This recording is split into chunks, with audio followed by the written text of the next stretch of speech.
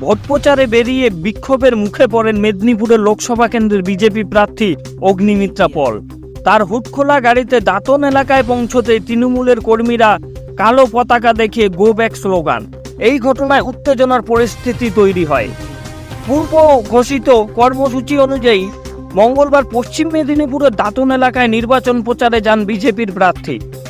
বিজেপির কর্মী সমর্থক সহ অগ্নিমিত্রা পলের হুডখোলা জিপ দাঁতনের কুলসি এলাকায় পৌঁছতেই বিক্ষোভের মুখে পড়েন তিনি। অভিযোগ, রাস্তার ধারে দাঁড়িয়ে থেকে বিক্ষোভ দেখাতে থাকে তৃণমূলের মহিলা কর্মী সমর্থকরা। বীজ থেকে কালো জামা দেখিয়ে গো ব্যাক স্লোগানও ওঠে।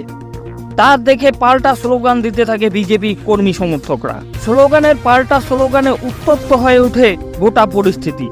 যদিও বিজেপি প্রার্থীর এই ঘটনায় গাড়ি না থামিয়ে পাশ দিয়ে চলে যায়।